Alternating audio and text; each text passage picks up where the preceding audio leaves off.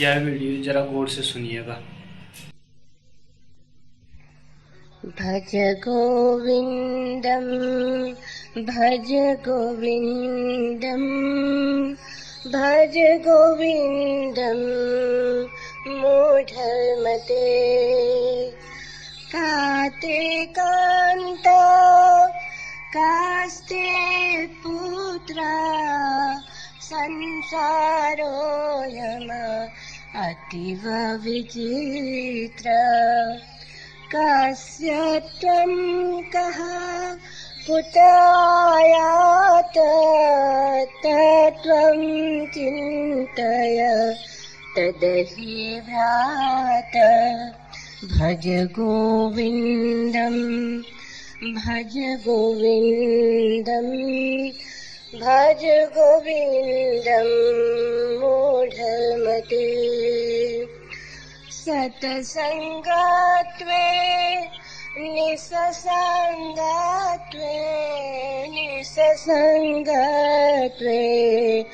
निर्मोहत्वम् निर्मोहत्वे निश्चलचित्तम् निश्चलचित्ते जीवनमुक्ते भज गोविंदम भज गोविंदम भज गोविंदम मूढ़मते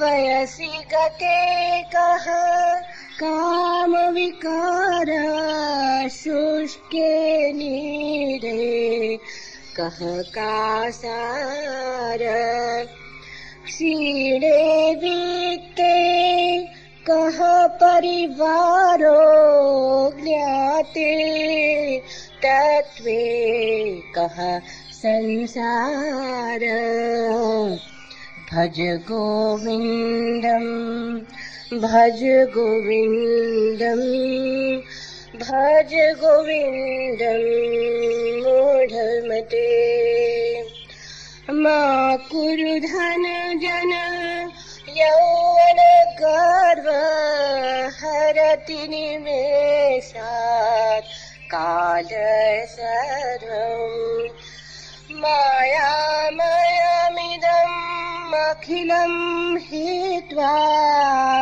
ब्रह्मपदं त्वं प्रविश विदित्वा भज गोविंदम भज गोविंदम भज गोविंदम मूढ़मते दिनमपि रजनी सायं प्रातः शिशिरवसन्तौ पुनरायात काल क्रीडति गच्छत्यायु तदपि न मुञ्चत्याशावायु भज गोविंदम भज गोविंदम भज गोविंदम मूढ़मते काते कांता धनगत चिंता वातुल्किमत्तव नास्ति नियंता क्षणापि सज्जन संगतिरेका भवति भवारण तरणे नौका भज गोविंदम भज गोविंदम भज गोविंदम मूढ़मते संप्राप्ते सनिते काले नहीं रक्षति दुःखिञ्झकरणे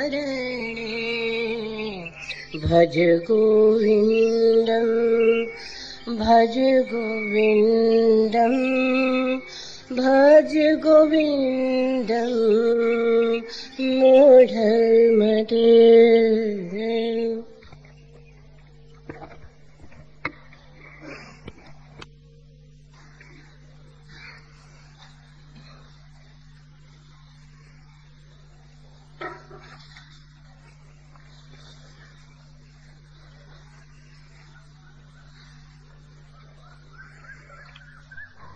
सूत्र के पूर्व मनुष्य मन की एक अत्यंत अनिवार्य ग्रंथि समझ लेनी जरूरी है। उस ग्रंथि के कारण ही बहुत से लोग समझ के भी चूक जाते हैं। उस ग्रंथि के कारण ही खाई से तो बचते हैं, खड्ड में गिर जाते हैं। एक अति से तो मन बच जाता है, उस बचने की प्रक्रिया में ही दूसरी अति पर चला जाता है। कोई अति से भोजन करता है, भोजन पटु है, सारा रस भोजन के पास है। आज नहीं कल किसी के बिना समझाए भी उसे समझ में आ जाएगा कि वो अपने शरीर को कष्ट दे रहा है, पीड़ा होगी, बीमारी होगी। ये देखने में कोई कठिनाई न होगी कि अति से भोजन स्वास्थ्यदायी नहीं है, लेकिन तब एक खतरा है कि वो उपवास करना शुरू कर दे। अति भोजन से दूसरी अति पर चला जाए कि भोजन त्याग ही करते।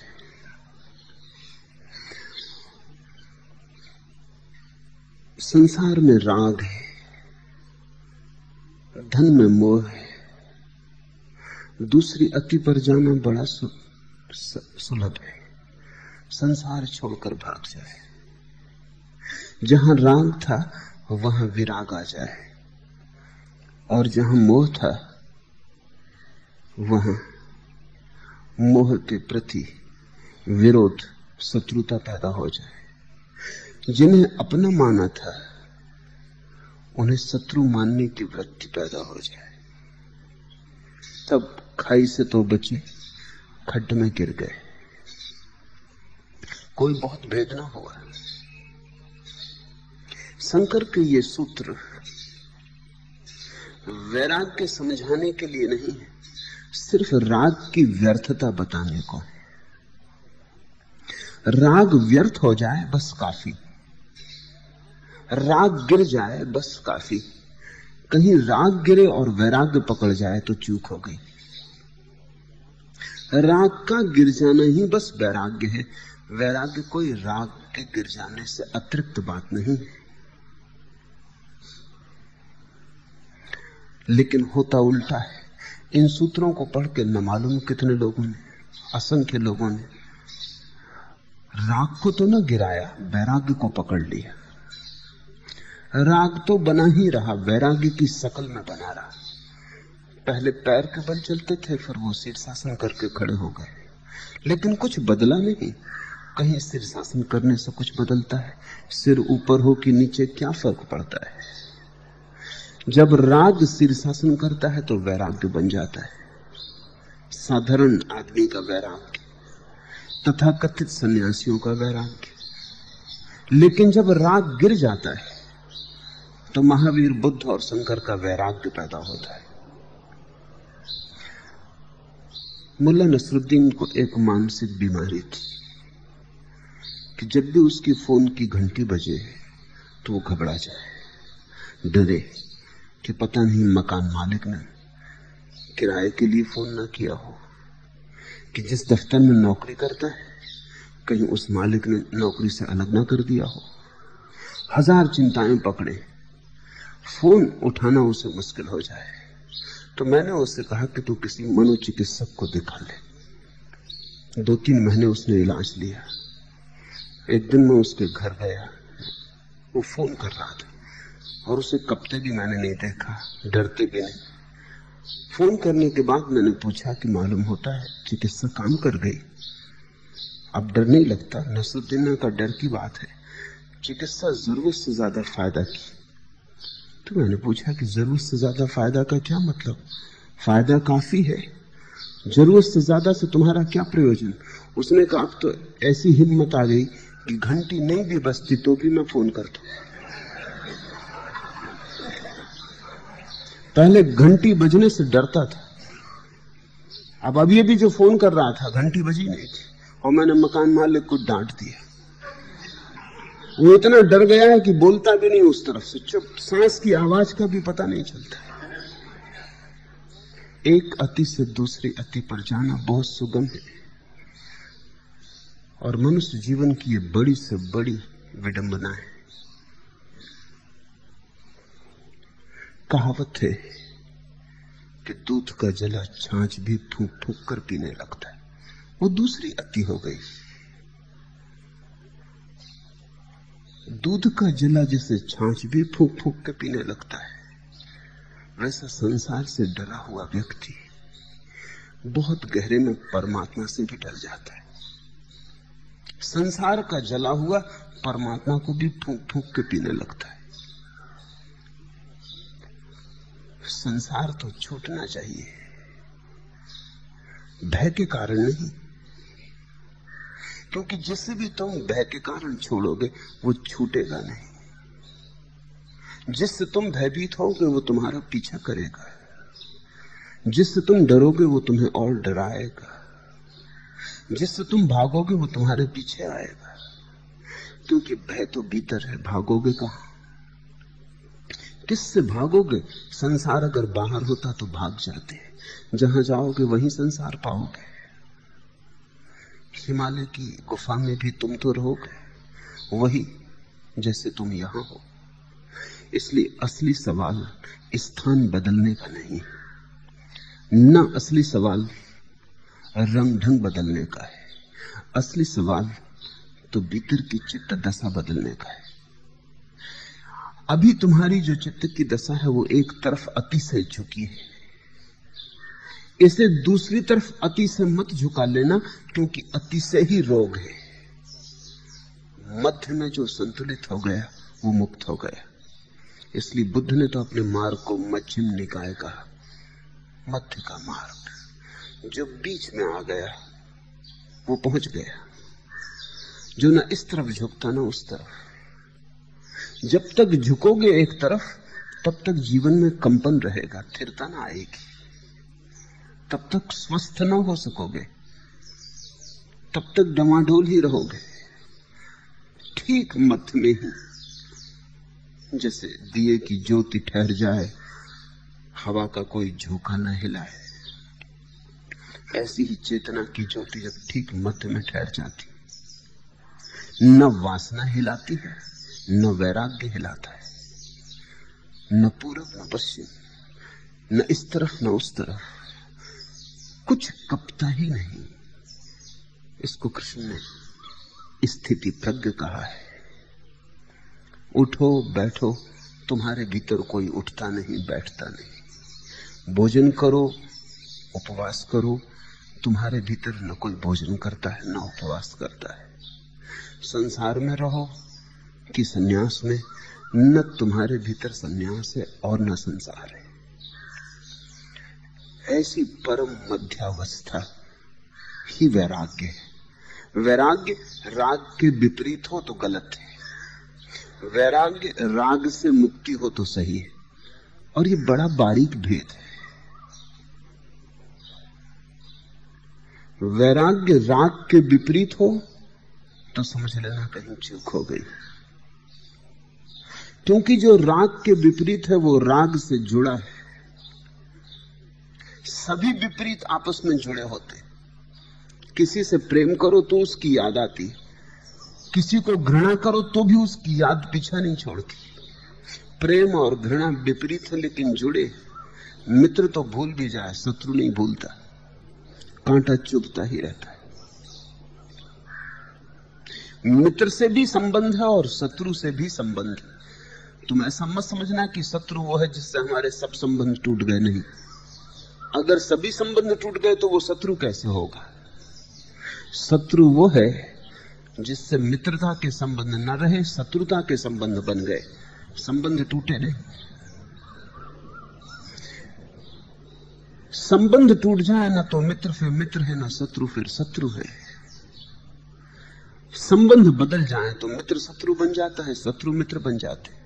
मित्र को शत्रु बनाने में कितनी देर लगती है? एक क्षण में हो सकता है।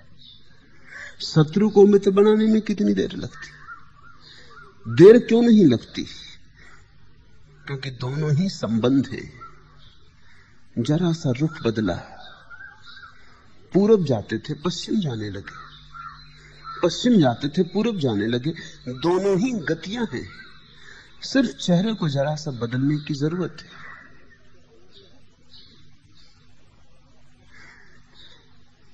मैंने सुना है इंग्लैंड में एक बहुत बड़ा विचारक हुआ है एडमंड बर्क।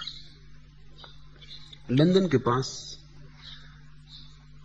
एक छोटे गांव में प्रवचन देने के लिए उसे बुलाया था। चर्च में बोलना था। थोड़ा भुलक्कड़ स्वभाव का आदमी था, तो ये अक्सर भूल हो जाती थी। समय पे न पहुंचता, तारीख पे न पहुंचता, दूसरे दिन पहुंच जाता। तो उसने उस बार बड़ा हिसाब रखा, क्योंकि निमंत्रण देने वाले बहुत समझा समझा के कह गए थे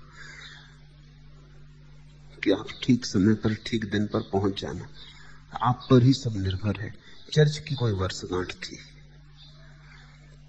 तो शाम को 7 बजे पहुंचना है, तो 2 बजे घर से निकल पड़ा। मुश्किल से घंटे भर का रास्ता था। अपने घोड़े पर बैठा, 3 बजे पहुंच गया। चर्च में तो कोई था ही नहीं। जलसा तो रात 7 बजे होने को था। तो द्वार पर ही खड़ा था, क्या करना। तो उसने अपनी सिगरेट निकाली, मुंह से लगाई, माचिस जलाई, लेकिन हवा का रुख विपरीत था। तो उसने घोड़े को घुमा के खड़ा कर लिया ताकि सिगरेट जलने में बाधा न पड़े। सिगरेट तो जल गई और घोड़ा चल पड़ा।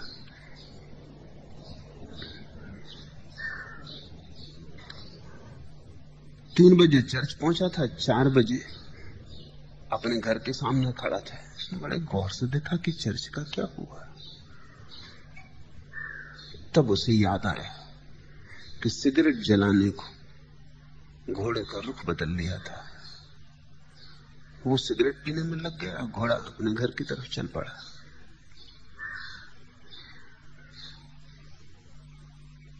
इतना ही फर्क है दिशा के बदलने में। कोई जरा सी घटना, सिगरेट जलाने की घटना, रुख बदलने का कारण हो सकती है। मित्र शत्रु बन जाए, शत्रु मित्र बन जाए, पूरब से पश्चिम मुड़ जाए, पश्चिम से पूरब मुड़ जाए। कोई छोटी सी घटना, दिवाला निकल गया, कि पत्नी मर गई, कि बच्चे की मृत्यु हो गई, और आदमी घर छोड़ दे, त्यागी हो जाए। ये घटनाएं भी सिगरेट जलाने से ज्यादा मूल्य की नहीं। पर रुख बदल सकता है, पर यह त्याग झूठा होगा। इस त्याग में घृणा होगी, समझ नहीं। इस त्याग में असफलता होगी, बोध नहीं। इस त्याग में विषाद होगा, मुक्तता नहीं।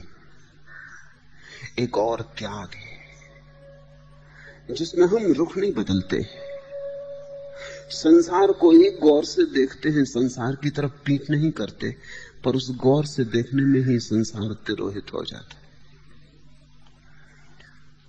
उस बोध में ही, उस ध्यान की दशा में ही हम देख लेते हैं कि संसार का सारा संबंध व्यर्थ है।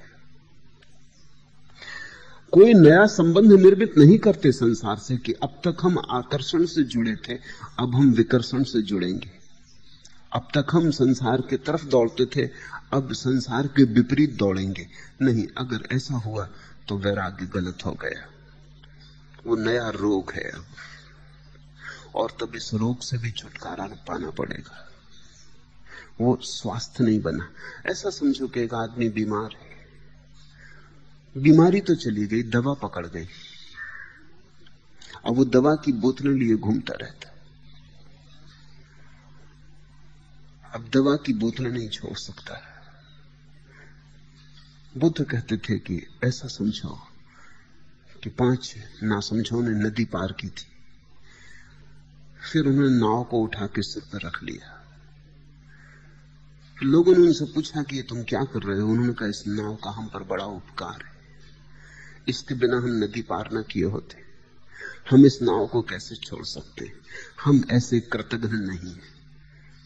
वो नाव को सिर पर बाजार में ढोके आ गए। लोगों ने कहा कि ये नाव पार करने वाली न हुई, ये तो बोझ हो गई। अब तुम जिंदगी भर इसको ढोते रहोगे, अब तुम कुछ और कर ही ना पाओगे। तुम जिन्हें सन्यासियों की तरह जानते हो, तुम्हारे तथाकथित महात्मागण, अगर गौर से देखो तो उनके सिर पर तुम नाव पाओगे। राग तो छूटा, वैराग्य चढ़ बैठा, क्योंकि राग के विपरीतता को उन्होंने पोषित किया। शंकर जो कह रहे हैं ये बात कुछ और है। वो इतना ही कह रहे हैं कि राग को गौर से देखो, ध्यानपूर्वक देखो, विवेकपूर्वक देखो, तुम्हारी बोध की अवस्था में राग के बादल छितर बितर हो जाएंगे। कोई उनकी जगह वैराग्य आ जाएगा ऐसा नहीं। वैराग्य राग का अभाव है, राग की शत्रुता नहीं। ऐसा नहीं कि तुम्हारे हृदय से राग चला जाएगा और वैराग्य आके विराजमान हो जाएगा। नहीं, राग तो चला जाएगा और कोई नहीं आएगा विराजमान होने को। राग तो हट जाएगा, उसका स्थान कोई भी नहीं लेगा। यही परम वैराग्य है। इसलिए इन सूत्रों को समझने में भूल मत कर लेना, क्योंकि ये भूल बड़ी आसान है। कौन तुम्हारी कांता है, कौन तुम्हारा पुत्र है? यह संसार अत्यंत विचित्र है। तुम किसके हो? कौन है? कौन हो? कहां से आए हो? मन में इन तत्व की बातों पर विचार तो करो। शंकर विचार करने को कह रहे हैं, चिंतन करने को कह रहे हैं, जागने को कह रहे हैं, होशपूर्वक देखने को कह रहे हैं। जल्दी वैराग्य मत ओढ़ लेना, अन्यथा ओढ़ा हुआ वैराग्य किसी काम ना आएगा। विचार पूर्वक तुम्हारे हृदय में प्रकाश हो समझ का, तो राग गिरेगा, कटेगा। अंधेरे को निकालने मत लग जाना, सिर्फ दिया जलाना काफी है। इसलिए शंकर कहते हैं, कौन तुम्हारी कांता है? कौन है तुम्हारी पत्नी? कौन तुम्हारा पुत्र? राह पर मिले अजनबी हैं, जिसे तुम अपना पुत्र कहते हो, नहीं पैदा हुआ था, कोई परिचय था? तुमने इसी पुत्र को पुकारा था पैदा हो जाने के लिए? जानते भी न थे, पुकारते कैसे? पता ठिकाना भी तो मालूम न था, शकल सूरत भी तो पहचानी हुई न थी। अनजान मिलन, अपरिचित लोगों का मिलन है, लेकिन आदमी का मन भ्रांतियां खड़ी करता है। मेरा पुत्र, मेरी पत्नी, मेरा भाई, बहन, ये जो तुम संबंध जोड़ते हो, ये तुम कैसे जोड़ लेते हो? ये बड़ी विचित्र घटना है। जैसे राह पर चलते हुए दो लोग साथ हो जाते हैं, अपरिचित थे एक क्षण पहले, अब थोड़ी देर को साथ हो लिए। साथ थोड़ी देर का है, फिर अपनी अपनी राह पर विदा हो जाएंगे, लेकिन उस थोड़ी देर में ही बड़े नाते रिश्ते बना लेते। कारण होगा कोई गहरा इसके पीछे। नाते रिश्ते सच तो नहीं, क्योंकि हम सब अपरिचित हैं और वर्षों साथ रह के भी परिचित नहीं हो पाते। तुम अपनी पत्नी से परिचित हो, 30-40 वर्ष साथ रह लिए हो। क्या सच में तुम कह सकते हो तुमने उसे पूरा जान लिया? क्या तुम ये कह सकते हो कि वो जो भी कल करेगी तुम उसकी भविष्यवाणी कर सकते हो? एक क्षण बाद तुम्हारी पत्नी क्या करेगी, 40 साल साथ रहने के बाद भी कोई भविष्यवाणी नहीं हो सकती। अभी मुस्कुराती थी, प्रसन्न थी, अभी नाराज। कौन सी ऋतु आ जाएगी कुछ कहना कठिन। कौन सी चित्त दशा पकड़ लेगी कहना कठिन। पत्नी तुम्हें जानती है, ऊपर ऊपर की पहचान है, भीतर कौन किसके जा सकता है। अपने ही भीतर जाना इतना मुश्किल है, दूसरे के भीतर जाना कैसे आसान होगा। लेकिन कारण कोई गहन होना चाहिए। क्यों हम नाते रिश्ते बना लेते। आदमी अकेला है इसलिए, अकेले में डर लगता है इसलिए, अकेले में चिंता पकड़ती है, भय पकड़ता है इसलिए, अकेले होने में बड़ी पीड़ा है। हम अकेले, जमीन भरी पूरी हो पर प्रत्येक व्यक्ति अकेला है। भीड़ में भी तुम हो तब भी अकेले हो। ये अकेलापन काटता है। इस अकेलेपन से ऐसा लगता है कि कैसे बाहर निकले। संबंध बनाते हो, संबंध रास्ते हैं जिनसे तुम अपने को भूलते हो और अपने अकेलेपन को भूलते हो। थोड़ी देर के लिए ऐसा लगता है अकेले नहीं। तुमने कभी ख्याल किया, अंधेरी गली से गुजरते हो, अकेलापन डराता है तो गीत गुनगुनाने लगते हो। ऐसे लोग तुमसे गीत गुनगुनाने को कहें तो तुम बहुत झेपते हो, गीत न गाओगे। अकेली गली हो, सन्नाटा हो, रात हो, अंधेरा हो, गीत गुनगुनाने लगते हो। क्या कारण होगा गीत गुनगुनाने का? सीटी बजाने लगते हो, क्या कारण होगा? गीत गुनगुना के अपनी ही आवाज को सुन के ऐसा लगता है अकेले नहीं, कोई साथ है। अपने ही गीत में भूल के क्षण भर को ऐसी भ्रांति हो जाती है कि कोई डर नहीं। गीत हिम्मत देता है, जोश देता है। अकेले में आदमी अपने से ही बात करने लगता है।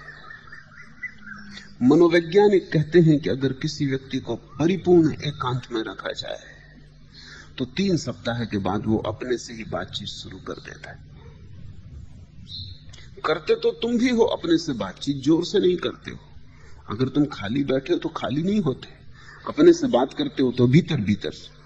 अगर कोई गौर से देखे तो तुम्हारे होंठों का कंपन भी देख सकता है, क्योंकि जब तुम भीतर भी बात करते हो तब भी होंठ कपते।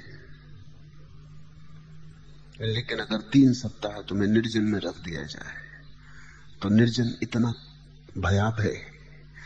अकेले इस विराट संसार में, इस महाशून्य में बिल्कुल अकेले, घबराहट होती है, प्राण की रोआ रोआ कपने लगता है। तुम अपने से ही बात करने लगते हो। तुमने पागलों को खुद से बात करते देखा है? वो तुम्हारे ही थोड़े बढ़े हुए रूप है, उनमें और तुम में मात्रा का ही भेद है, गुण का नहीं।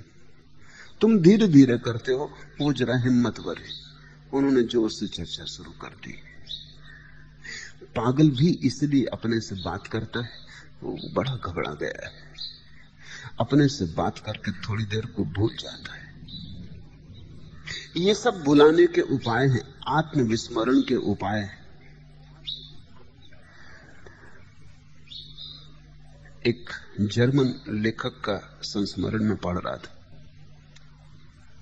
हिटलर के कारागृह में वो बंद था। उसने लिखा है कि मैं बहुत हैरान हुआ कि मुझे हमेशा छिपकलियों से डर लगता था, लेकिन मेरी उस कोठरी में सिर्फ एक छिपकली थी और मैं था कारागृह में। छिपकली से वो कहता मुझे सदा डर लगता रहा है। छिपकली मुझे कभी भाई नहीं। छिपकली को देख के मन में कुछ वितृष्णा हो जाती थी, मगर उस कोठरी में छिपकली को पाके भी मैं प्रसन्न हुआ कि कम से कम कोई तो है, मैं अकेला नहीं हूं। इस अंधेरी सीलन भरी कोठरी में कोई संगी साथी।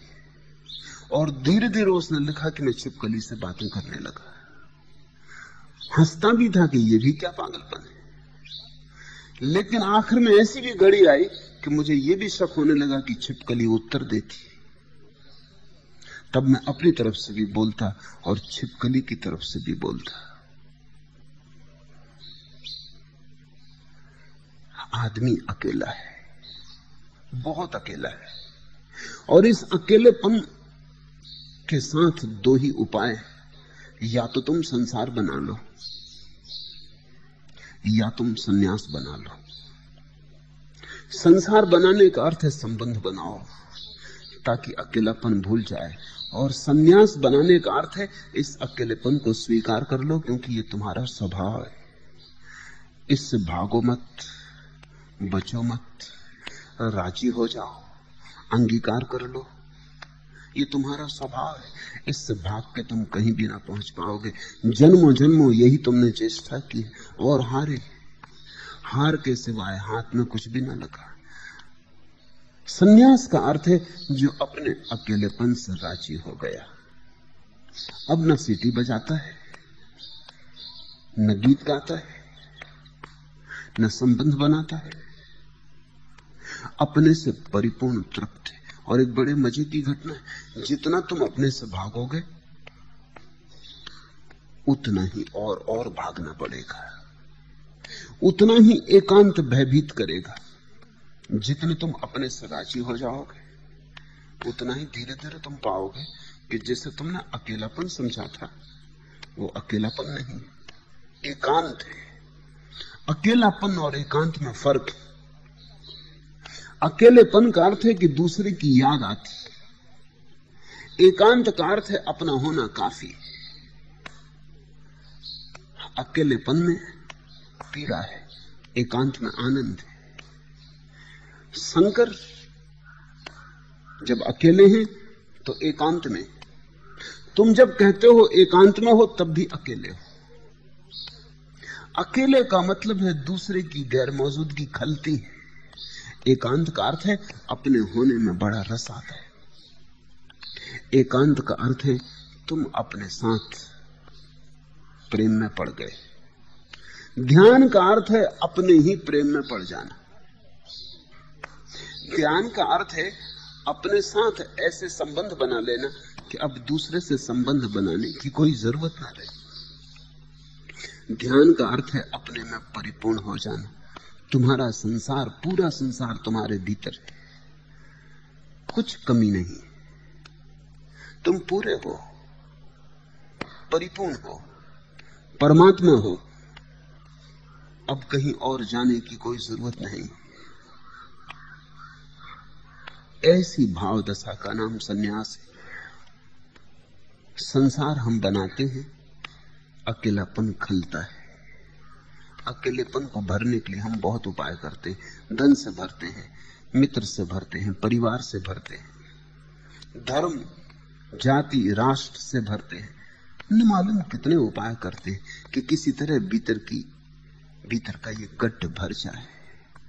ये घाव पीड़ा देता मालूम पड़ता है, लेकिन ये घाव है, यही भ्रांति है, ये घाव नहीं। कल रात्रि एक सन्यासिनी मेरे पास आई। उसने कहा जब से ध्यान करना शुरू किया है तो ऐसा लगता है हृदय मर गया।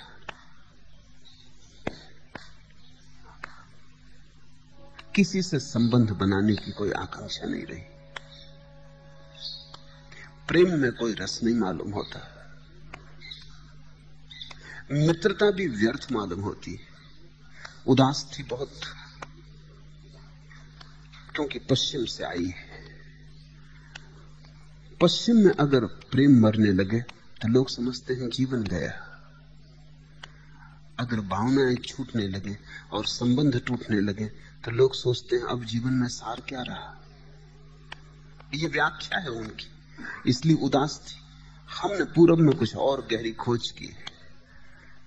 हमने तो ये खोज की है कि जब कोई व्यक्ति परिपूर्ण अपने में ठहर जाता है तो सब संबंध अपने आप बिखर जाते हैं।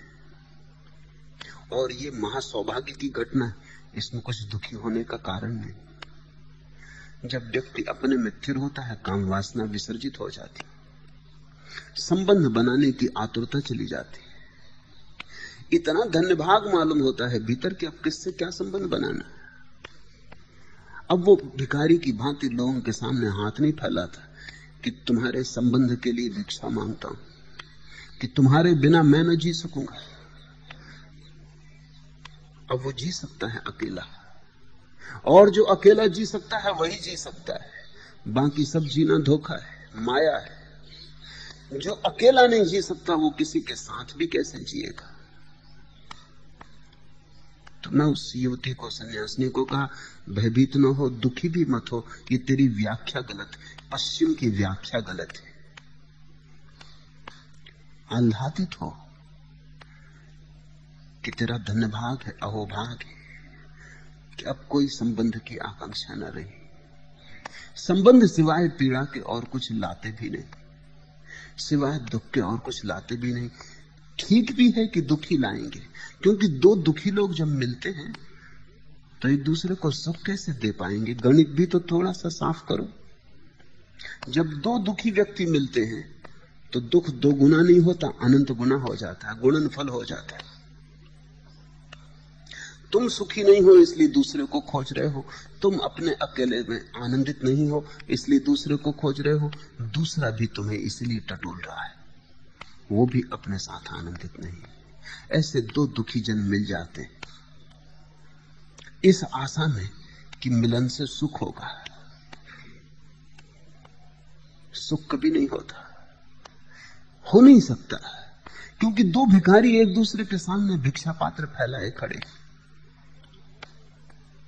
उनमें दाता कोई भी नहीं। दोनों भिखारी, दोनों प्रतीक्षा कर रहे हैं कि दूसरा कुछ दे। तुमने जिनसे भी प्रेम किया है आशा की है कुछ दे, दूसरा कुछ दे। मेरे पास लोग आते हैं, वो कहते हैं कि हम तो बहुत प्रेम करते हैं लेकिन दूसरा हमें प्रेम नहीं करता। तुम कैसे प्रेम करोगे? प्रेम तो केवल आनंद के शिखर से ही बहता है, वो गंगा तो आनंद के ही शिखर से बहती है।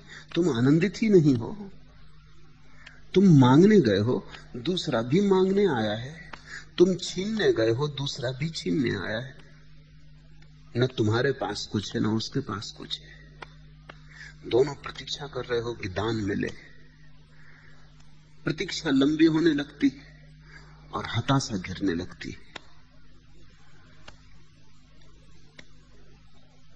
व्यक्ति अपने भीतर जब तक आनंदित न हो जाए तब तक उसे कोई आनंदित कर भी नहीं सकता।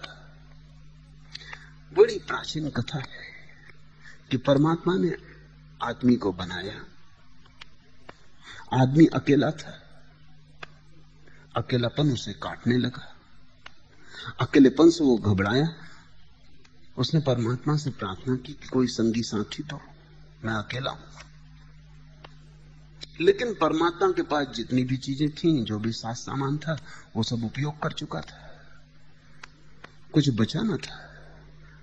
जंगल बनाए, पहाड़ बनाए, पशु पक्षी बनाए, आदमी आखिरी बात थी। मजबूरी थी, कोई सामान नहीं बचा था, जिस सामग्री नहीं बची थी। पर आदमी बहुत रोया, चीखा चिल्लाया, तो उसने कहा कि रुको। उसने स्त्री को बनाने की कोशिश की, सामान नहीं था, तो उसने अलग अलग पशु पक्षियों से, फूलों से, पौधों से मांगा। चांद से कहा कि तेरी थोड़ी रोशनी दे दे, मोर से कहा कि तेरी थोड़ी अकड़ दे दे, कबूतरों से कहा कि तुम्हारी थोड़ी गुनगुनाहट दे दो, तोतों से कहा कि तुम्हारी थोड़ी वाणी दे दो, नदियों से कहा तुम्हारी थोड़ी चंचलता, गति दे दो, कोमल फूलों से कहा तुम्हारा थोड़ा कोमलता दे दो। ऐसा उसने मांगा सारे संसार से, और स्त्री बनाई।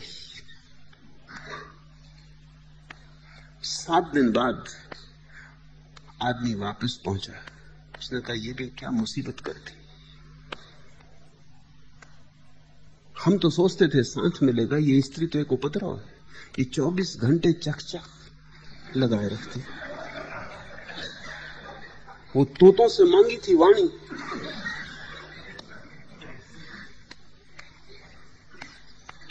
कोमल तो है बहुत, जब प्रेम करती तो बड़ी कोमल है, लेकिन अकड़ भी इसकी बहुत है। वो मोरों से अकड़ मांगी थी।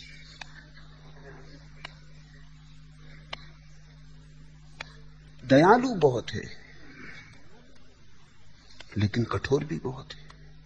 अलग अलग जगह से सामान इकट्ठा किया था, बड़ी विरोधाभासी में तो घबरा गया। आदमी ने कहा इससे तो अकेले बेहतर थे, लाख गुना बेहतर थे, इसे आप वापस ले लो। परमात्मा ने स्त्री वापस ले ली, लेकिन 7 दिन बाद आदमी फिर खड़ा था।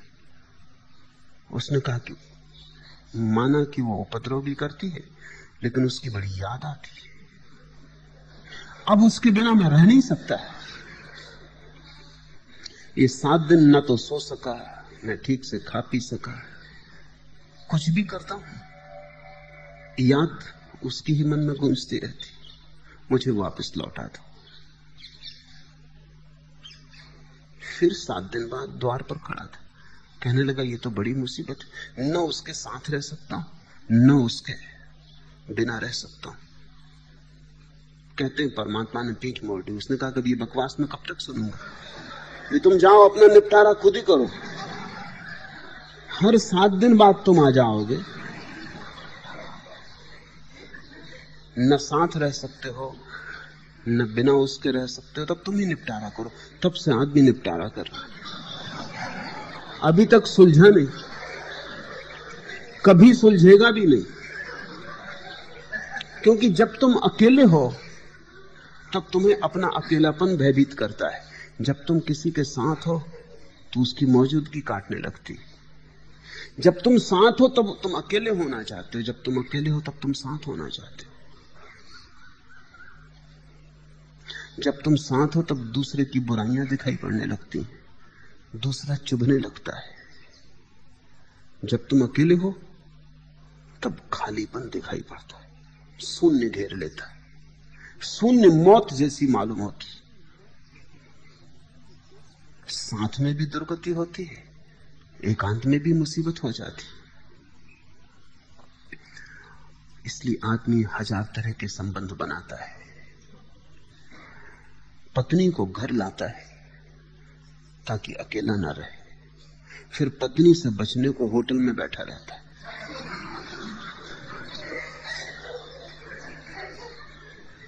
क्लब घर में बैठा है, क्लब घर का सदस्य बनता है कि वो पत्नी से बचना है। एक भूल करता है, फिर एक भूल से बचने को दूसरी भूल करता है, फिर दूसरी से बचने को तीसरी भूल करता है। एक श्रृंखला भूलों की हो जाती, उसी को तुम जीवन कहते हो। कौन तुम्हारी कांता है, कौन तुम्हारा पुत्र? यह संसार अत्यंत विचित्र है। यहां तुम बिल्कुल अजनबी हो, एक दूसरे से कोई पहचान भी नहीं, अपने से ही पहचान नहीं, दूसरे से पहचान कैसे संभव होगी? जिसने अपने को जाना वो दूसरे को भी जान लेगा, जिसने अपने को ही नहीं जाना वो किसी को भी नहीं जान पाएगा। बिना जाने तुमने संबंध बना लिए, सब संबंध संयोगिक है, और तुम्हारी पूरी जिंदगी, तुम्हारा पूरा संसार संयोग पर खड़ा है।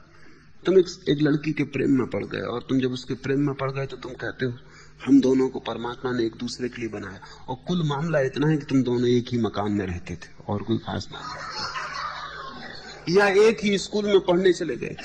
संयोग की बात है, संयोग ही था कि मिलन हो गया।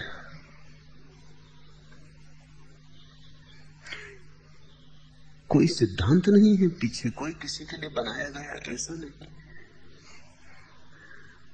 पर आदमी संयोग में भी सिद्धांत खोजता है, नियति खोजता है, भाग्य खोजता है। मुल्ला नसरुद्दीन अफ्रीका गया शिकार करने, वहां से वापस लौटा तो मित्र इकट्ठे हो गए उसकी कहानी सुनने को कि क्या हुआ। उसने बढ़ा चढ़ा के काफी कहानी सुनाई, और उसने कहा कि एक ऐसा जानवर भी वहां पाया कि जब नर जानवर को अपनी मादा को बुलाना होता है तो वो जोर से चिंघाड़ता है। मादा कहीं भी हो, कितनी ही दूर हो जंगल में, सीधी भागी चली आती। किसी मित्र ने आग्रह किया कि तुम कैसी आवाज करता वो भी करके बताओ। तो उसने बड़े जोर से चिंगाड़ के आवाज बताई। जब वो चिंगाड़ा तभी बगल का दरवाजा खुला और उसकी पत्नी ने कहा, कहो जी क्या बात है? तो उसने कहा, देखो सिद्धांत समझ में आया, संयोग की बात है, कोई सिद्धांत नहीं। लेकिन आदमी को अगर लगे कि मेरा प्रेम भी संयोग है तो कविता मर जाती।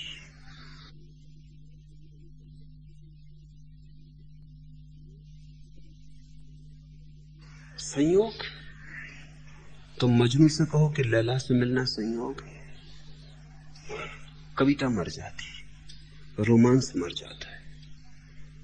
नहीं, मजनू कहेगा ये हो ही नहीं सकता, लैला मेरे लिए बनाई गई, मैं लैला के लिए बनाया गया, और सारा संसार बाधा डाले तो भी मिलन होकर रहेगा।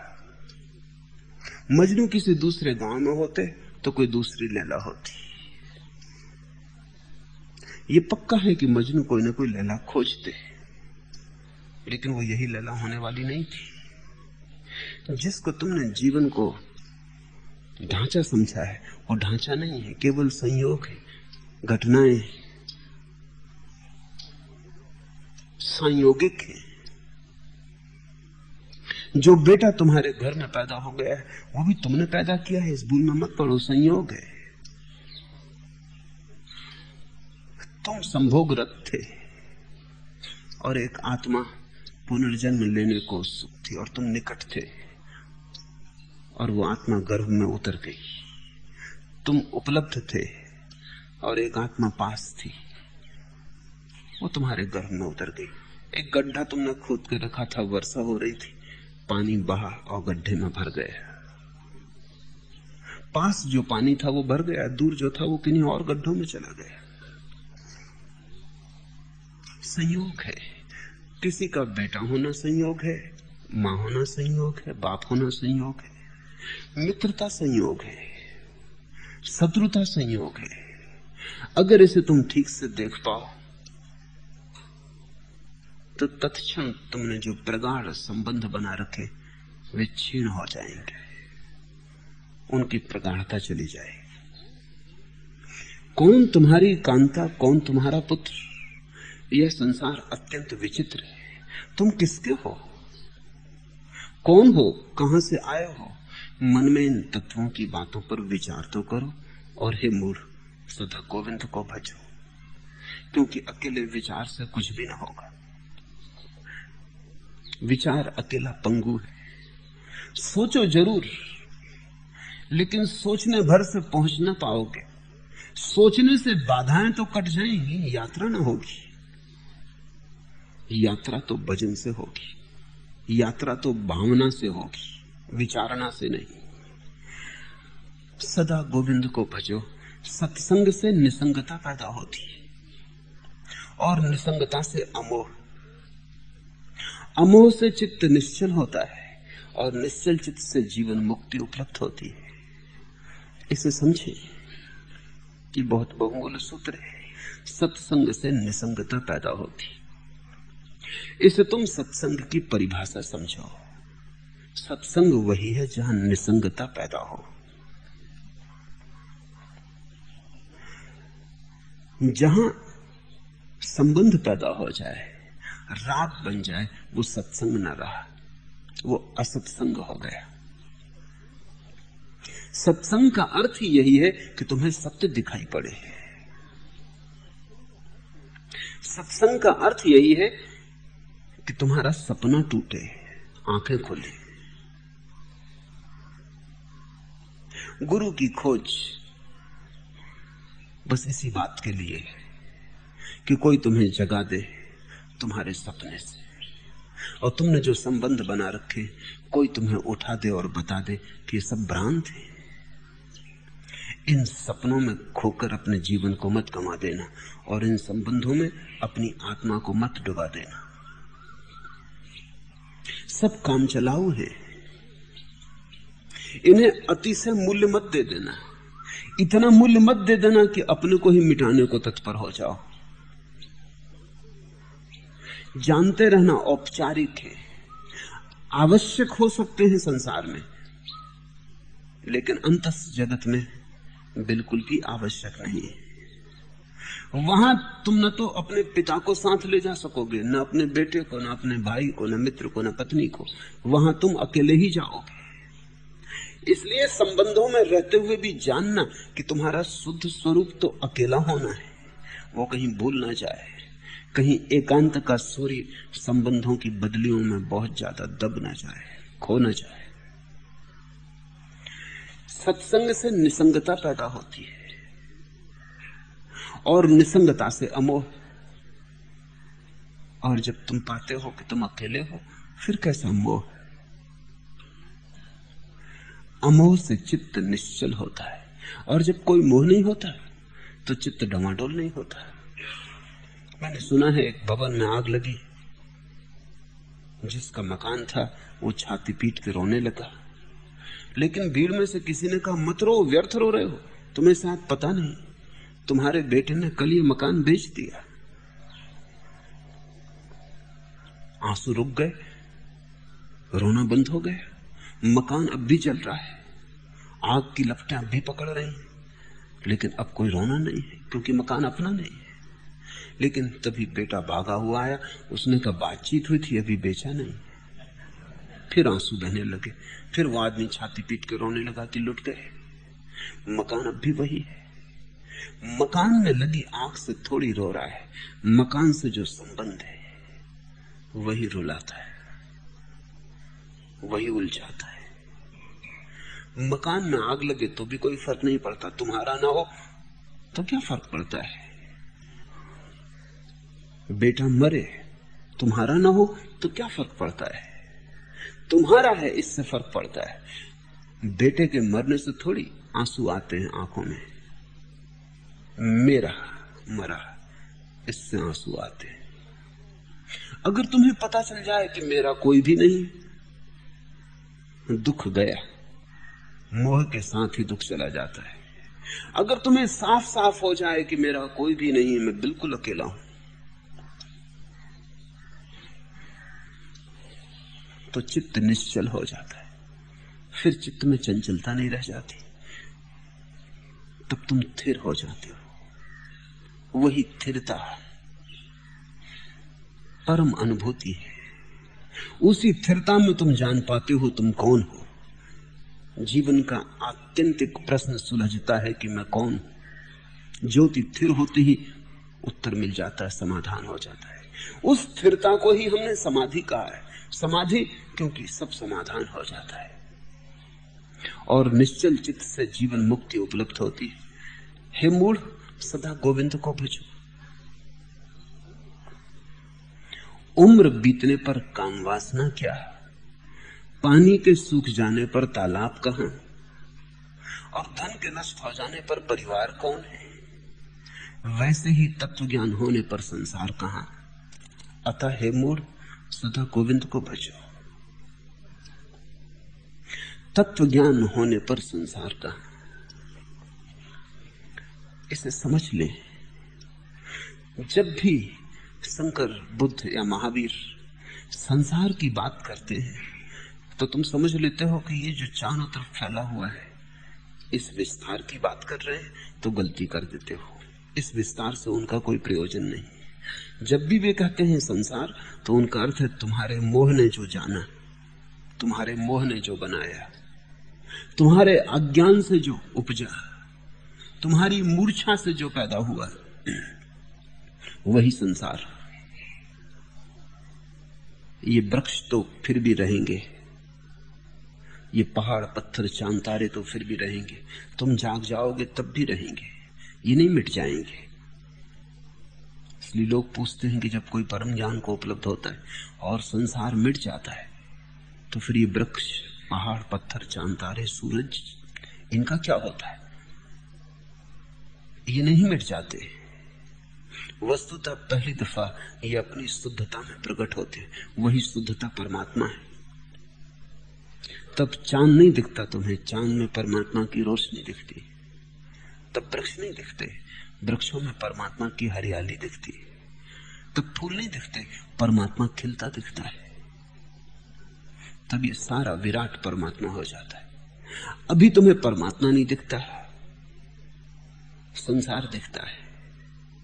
और संसार एक नहीं है, यहां जितने मन है उतने ही संसार है, क्योंकि प्रत्येक व्यक्ति का अपना संसार है। तुम्हारी पत्नी मरेगी तो तुम रोओगे, कोई दूसरा ना रोएगा। दूसरे उल्टे तुम्हें समझाने आएंगे कि आत्मा तो अमर है, क्यों रो रहे हो।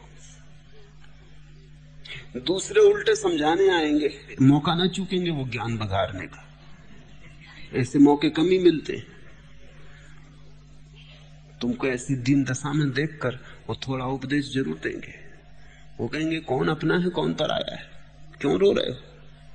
कल उनकी पत्नी मरेगी तब तुमको भी मौका मिलेगा, तुम जाके उनको उपदेश दे आना कि कौन किसका है। ये संसार तो सब माया है। प्रत्येक व्यक्ति का अपना संसार है। तुम्हारे चित्त के जो मोह है, तुम्हारी जो मूर्छा है, तुम्हारा जो अज्ञान है, तुम्हारी जो आसक्ति है, राग है, वही तुम्हारा संसार है। उस आसक्ति, राग, मोह, मूर्छा के माध्यम से तुमने जो देखा है वो सब झूठ है, वो सच नहीं है। आंख पर जैसे पर्दे पड़े, धुएं के बादल घिरे। शंकर कहते हैं तत्वज्ञान हो जाने पर संसार कहां, सत्य बचता है, लेकिन सत्य में तुमने जितना जोड़ दिया था वो खो जाता है। सदा गोविंद को भजो, धन जन और युवावस्था का गर्व मत करो, क्योंकि काल उन्हें क्षण मात्र में हर लेता है। इस संपूर्ण माया में प्रपंच को छोड़कर तुम ब्रह्मपद को जानो और उसमें प्रवेश करो। मैं गीत पढ़ रहा था आज सुबह ही, उसकी कुछ पंक्तियां मुझे प्रीतिकर लगी। जोर ही क्या था जफाए बागवा देखा किए, आसियां उजड़ा किया हम नातवा देखा किए। कोई जोर नहीं, कोई सामर्थ्य नहीं, कोई शक्ति नहीं। बगीचा उजड़ता रहेगा और तुम्हें खड़े होकर सिर्फ देखना पड़ेगा, तुम कुछ कर ना सकोगे। घर उजड़ता रहेगा और तुम निरीह और असहाय देखते रहोगे, कुछ कर ना सकोगे। जोर ही क्या था जफाए बागवा देखा किए, आसियां उजड़ा किया हम नातवा देखा किए। पूरी जिंदगी ऐसी ही कथा है। रोज उजड़ेगा बगीचा, ये वसंत सदा न रहेगा, ये युवावस्था सदा न रहेगी, ये गति और ये शक्ति सदा न रहेगी। रोज शक्ति छीन होती चली जाएगी, घर उजड़ेगा और धीरे धीरे मौत करीब आएगी। जीवन थोड़ी देर का सपना है, मौत प्रतिपल पास सरकती आती। जिस दिन से पैदा हुए हो उसी दिन से मर भी रहे हो। जन्म का दिन ही मौत का दिन भी है। टाल ना सकोगे, भाग ना सकोगे, मौत पास चली आती।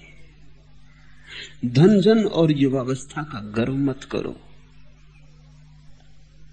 वो अहंकार थोथा है, सभी अहंकार थोते हैं। थोथापन ही अहंकार का स्वभाव है। जो अपना नहीं है उसे अपना मान लेता है, जो टिकना नहीं है उसे स्थायी मान लेता है। जो बहा जा रहा है आंख बंद किए मानता चला जाता है कि बह नहीं रहा, ठहरा है। झूठ तुम दूसरों से नहीं बोलते, अपने से भी बोलते चले जाते हो।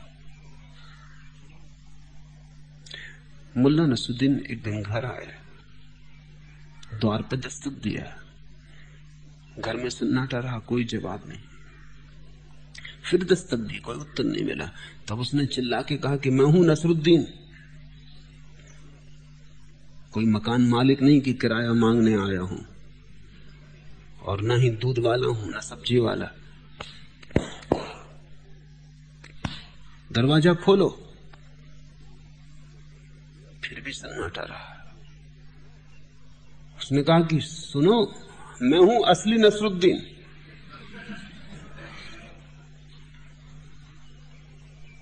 घर के लोगों को समझा रखा है कि कोई भी दरवाजे पर दस्तक दे तो बोलना मत, क्योंकि 1000 उधारियां फैला रखी। अब अपने ही घर के दरवाजे पर दस्तक देता है, खुद के लिए दरवाजा नहीं खुलता, तो बताना पड़ता है कि मैं हूं असली नसरुद्दीन। मगर फिर भी कैसे पक्का हो, कहने से कहीं कुछ होता है। हम दूसरे को ही धोखा नहीं दे रहे हैं, हम धोखे का एक संसार खड़ा कर रहे हैं। हम अपने तरफ चारों तरफ झूठ बोल रहे हैं, और उस झूठ में हम खुद घिर जाते हैं। एक अप्रामाणिकता है जो हमें पकड़ लेती, फिर जीवन में हम जो भी करते हैं वो सब झूठ होता चला जाता है। जिस व्यक्ति को जागना है उसे अपने पास झूठ बोने बंद कर देने चाहिए, और अपने पास जिन जिन झूठों पर आस्था कर रखी है उन आस्थाओं को विदा कर लेना चाहिए। जानना चाहिए ये शरीर टिकेगा नहीं, टिक नहीं रहा है, अभी भागा जा रहा है, प्रतिपल मर रहा है। मौत कल नहीं आएगी, अभी हो रही है।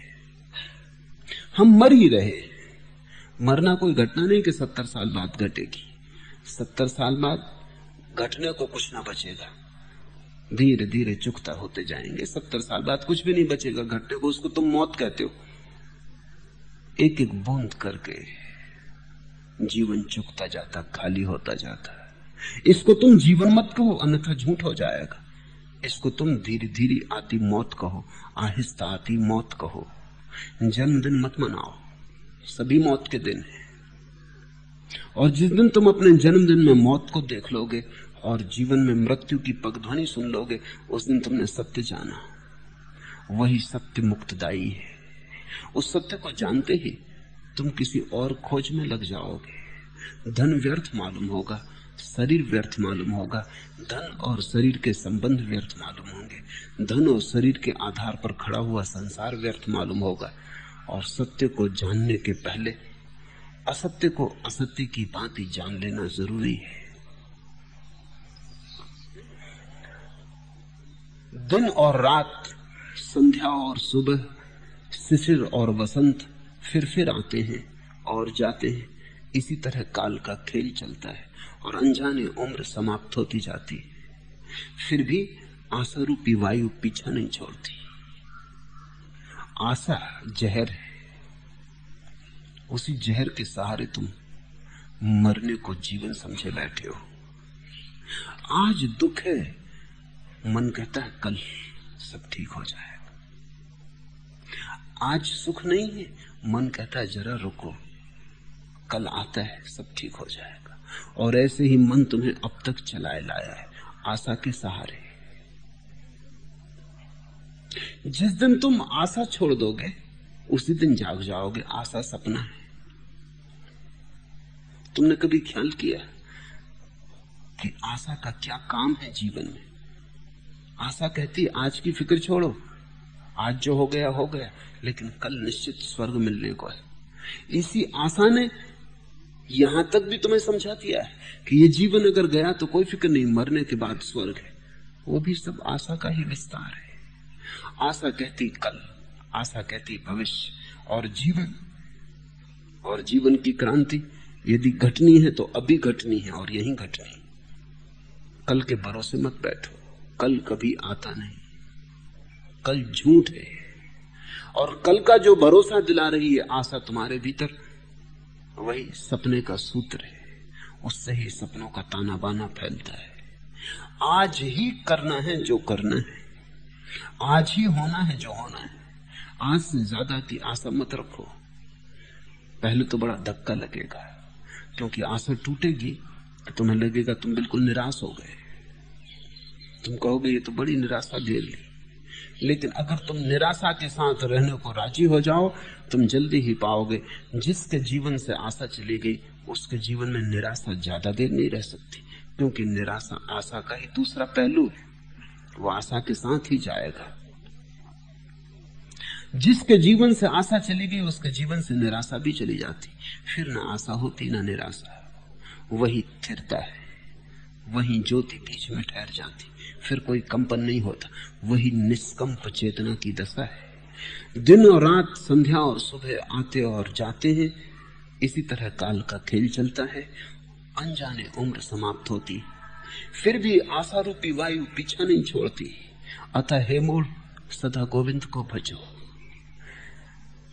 हे पागल, पत्नी और धन की चिंता में क्यों पड़ा है? क्या तुझे मालूम नहीं कि सज्जन का क्षण भर का संग इस संसार से पार जाने की एकमात्र नाव है? कौन है सज्जन? वही जिसके पास तुम्हारी नींद टूटे,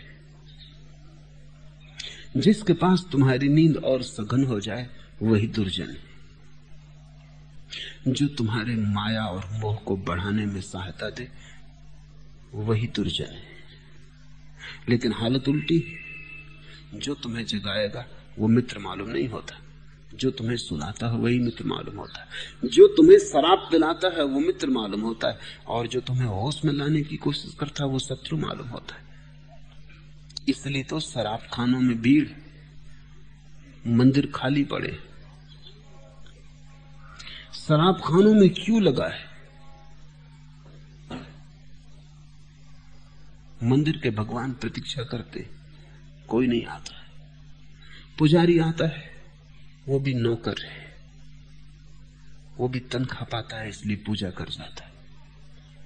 उसकी पूजा हार्दिक नहीं है, पेशेवर है, वो कोई प्रेमी नहीं है। क्या मामला है? जहां जहां नशा है वहां वहां तुम भीड़ देखोगे। सिनेमा गृह के सामने भीड़ लगी है,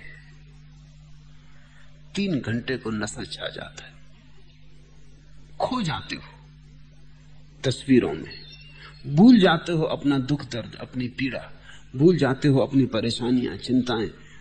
3 घंटे के लिए अपने से छुटकारा हो जाता है। ये कोई छुटकारा कुछ काम आने वाला नहीं। 3 घंटे बाद रोशनी होती है, पर्दा बंद होता है, तुम फिर अपनी जगह खड़े हो जाते हो, वही चिंता, वही दुख। शराब भुला देती है 2-4 घंटों को, फिर होश आता है, फिर वही दुख, फिर वही पीड़ा। तुम अगर मंदिरों में भी जाते हो तो तुम्हारा इरादा शराब पाने का ही होता है। यही फर्क है। भजन भी तुम 2 तरह से कर सकते हो। एक तो शराब की तरह कि भजन में खो गए, चिंता मिटी, दुख दर्द मिटा, उतनी देर तो याद ना रही कि घर लौटना है, कि पत्नी बच्चे हैं, कि पत्नी बीमार है, कि बच्चों को स्कूल में भर्ती कराना है, पैसे पास नहीं, सब चिंता भूल गई। 1 घंटे भर 2 घंटे भजन में डूब गए। अगर तुम भजन में भी डूब रहे हो तो वो भी शराब है। भजन जगाए तो ही भजन है। तो मंदिर के नाम पर भी शराब खाने खुले, और धर्म के नाम पर भी लोग बेहोशी खोजते हैं, होश नहीं खोजते। ध्यान रखना, जहां होश मिलता हो, जहां तुम जगाए जाते हो, और निश्चित ही जहां तुम जगाए जाओगे वहां परेशानी होगी, क्योंकि नींद में बड़ी महिमा है। नींद में बड़े सुंदर सपने चल रहे हैं। जागना कठोर है, और जीवन के सत्य के साथ परिचय बनाना चुनौती है। मुश्किलें खड़ी होंगी, संघर्ष करना होगा, साधना से गुजरना होगा, तपश्चर्या होगी। वास्तविकता के साथ तो सिर्फ आंख बंद करके काम नहीं हो सकता, आंख खोल के यात्रा करनी होगी। और रास्ता कंटकाकीर्ण है, और रास्ता भटका सकता है। जो कभी चलते ही नहीं उनके भटकने का डर भी नहीं। जो अपने बिस्तर पे ही पड़े रहते हैं उनके जीवन में कोई दुर्घटना तो हो ही नहीं सकती। लेकिन जो रास्ते पर चलेगा, दुर्घटना भी है, भटकने का उपाय भी है, और कठिनाई भी है। यात्रा श्रमपूर्ण है, क्योंकि यात्रा चढ़ाई की, पहाड़ के शिखर की तरफ जाना है। परमात्मा की तरफ जाने का अर्थ है शिखर की तरफ जाना। प्रतिपल कठिनाई बढ़ती जाएगी और जो उस कठिनाई से पार होने को राजी है वही शिखर के आनंद को उपलब्ध होगा। आनंद मुफ्त नहीं मिलता, अर्जित करना होगा, श्रम करना होगा। यद्यपि श्रम से ही नहीं मिलता है, श्रम करने के बाद मिलता है, लेकिन मिलता तो प्रसाद से है। पर जिसने श्रम किया, जिसने अपने को तैयार किया, उस पर ही परमात्मा बरस सकता है। आशा रूपी वायु पीछा नहीं छोड़ती। तुम परमात्मा में भी आशा बांध लेते हो। मेरे पास लोग आते हैं, मैं उनसे कहता हूं आशा छोड़कर ध्यान करो। वो कहते हैं आशा ही छोड़ दें, फिर हम ध्यान ही क्यों करेंगे। आशा ही से ध्यान करने आए कि ध्यान से मन को शांति मिलेगी, परमात्मा मिलेगा, समाधि होगी। अब बड़ी जटिलता है, आशा से बाधा पड़ेगी, क्योंकि जब तुम आशा कर रहे हो तब तुम ध्यान नहीं करोगे, आशा ही करोगे। दोनों साथ साथ नहीं कर सकते। थोड़ी देर ध्यान करोगे, लेकिन भीतर कोई झांक झांक के देखते रहेगा कि अभी तक शांति नहीं मिली, अभी तक कुछ हुआ नहीं। 3 दिन गुजर गए, अभी तक कुछ हुआ नहीं, अभी तक आनंद का कोई अनुभव नहीं हुआ। तुम ऐसा ही समझो कि मैं तुमसे कहूं कि आओ नदी चले, तैरने में बड़ा आनंद है। तुम कहो निश्चित तैरने में आनंद है, मैं भी आता हूं। लेकिन तुम तैरो कम और भीतर आशा बनाए रखो कि आनंद कब मिलेगा, अभी तक नहीं मिला। आधी नदी भी पार कर ली, अभी तक नहीं मिला। तो दूसरा किनारा भी करीब आने लगा, अभी तक नहीं मिला। मिलेगा ही नहीं, क्योंकि आनंद का एक स्वभाव है कि तुम जब उसे नहीं खोजते तभी वो तुम्हें खोजता है। जब तक तुम उसे खोजते हो तब तक वो तुम्हें नहीं मिलता, क्योंकि जब तक तुम खोजते हो तब तक तुम वर्तमान में नहीं होते। तुम्हारा मन तो कहीं और है, भविष्य में। अब मिलेगा, अब मिलेगा, और वो अभी मिलता है जब तुम खोजते ही नहीं। जब तुम शुद्ध इस क्षण में होते हो, न कोई आशा, न कोई अपेक्षा, न कोई आकांक्षा, न कोई अभीप्सा, जब तुम इस क्षण में होते हो तभी तुम पाते हो सब तरफ से बरस गया। बरस ही रहा था, तुम मौजूद न थे, तुम गैर मौजूद थे, तुम अनुपस्थित थे, तुम भविष्य में भटकते थे आशा के सहारे, और आनंद यहां बढ़ रहा था, तुम कहीं और भटक रहे थे, मेल ना हो पाया। जिस दिन तुम वर्तमान में होते हो, और वर्तमान में होने का एक ही उपाय है, सारी आशा, सारी आकांक्षा छूट जाए। तो मैं उनको कहता हूं ध्यान करो, आशा मत रखो। ध्यान को साधन मत बनाओ, ध्यान को साध्य समझो। करने में ही आनंद मानो और आनंद मत मांगो, फल की आकांक्षा मत करो। अगर तुम कोई भी कृत्य बिना फल की आकांक्षा के कर सको, वही कृत्य ध्यान हो जाएगा। कृष्ण ने अर्जुन को गीता में इतनी सी ही बात कही है, बार बार दोहरा कर कही है, अनेक अनेक रूपों में कही है कि तू फलाकांक्षा मत कर।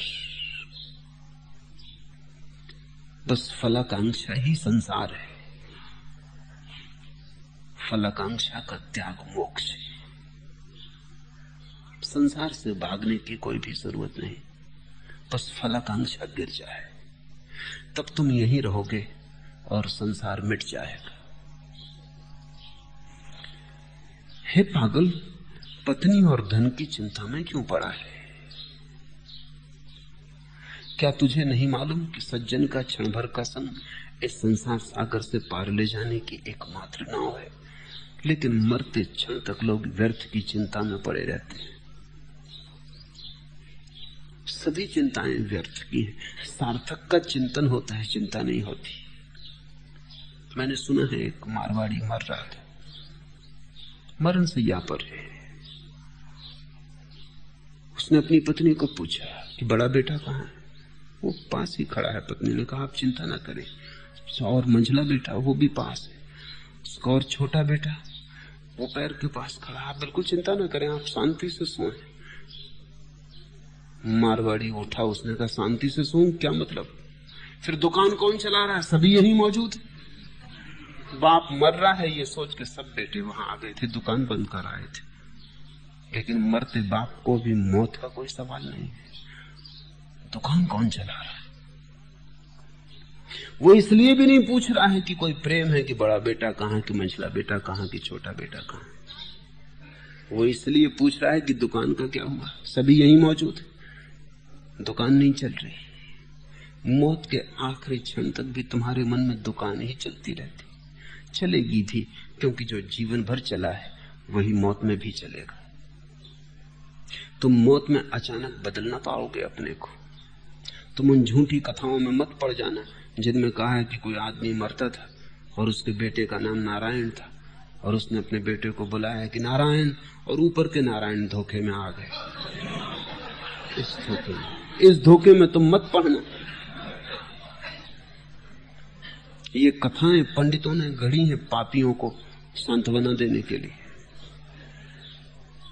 इन कथाओं के आधार पर पंडित थोड़ा बहुत पैसा पापियों से छिटक लेते और कुछ होने का नहीं। ऊपर का नारायण धोखे में आ जाए तो नारायण ही न रहा। और इस आदमी को स्वर्ग हो गया क्योंकि मरते वक्त ने नारायण को पुकारा। इतना सस्ता नारायण पाने योग्य भी न रह जाएगा। ऐसा मोक्ष 2 कौड़ी का है, झूठ है। ये कहानी सच नहीं हो सकती। जीवन भर का निचोड़ मौत में फलित होता है। तुमने जो जीवन भर गिना है तुम मौत में वही गिनते हुए मरोगे। अगर तुम रुपए ही गिनते रहे हो, मरते वक्त भी संख्या चलती रहेगी, क्योंकि मौत तुम्हारे जीवन का सार निचोड़ है। अगर जीवन भर अशांत रहे हो, अशांत मरोगे। अगर जीवन भर शांत रहे हो, तुम्हारी मौत महाशांति होगी। हर व्यक्ति अलग ढंग की मौत मरता है, ध्यान रखना, क्योंकि हर व्यक्ति अलग ढंग का जीवन जीता है। न तो तुम्हारा जीवन एक सा है और न तुम्हारी मौत एक से होगी। जब बुद्ध मरते हैं तो उनकी मौत की महिमा और है।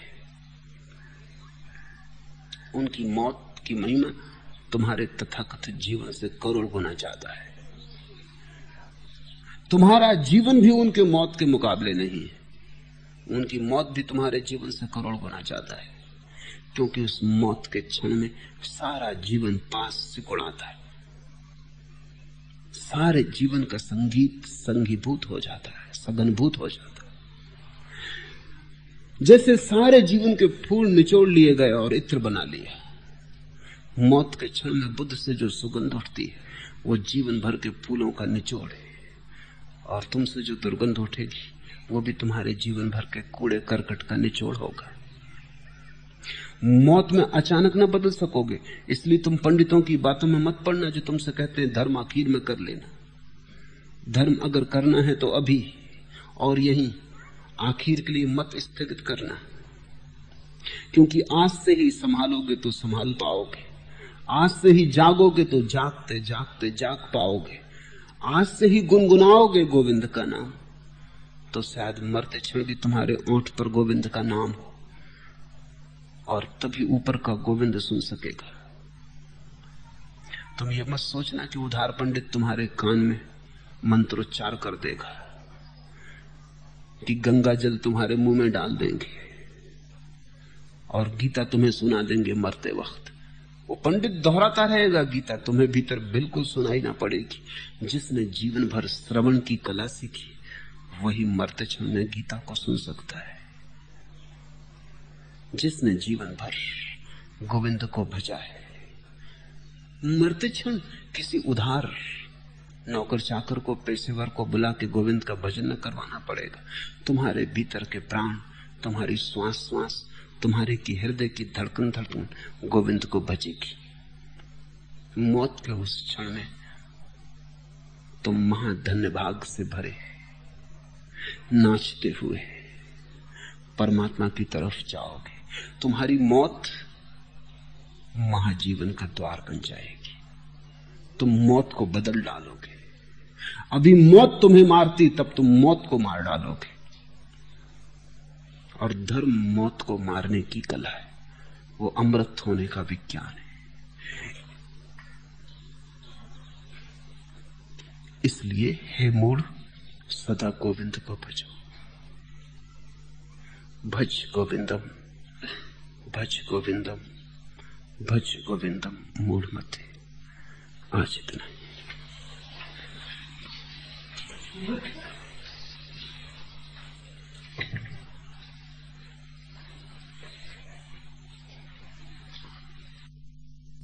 अगर यह वीडियो आपको अच्छी लग रही हो तो वीडियो को लाइक और चैनल को सब्सक्राइब करें।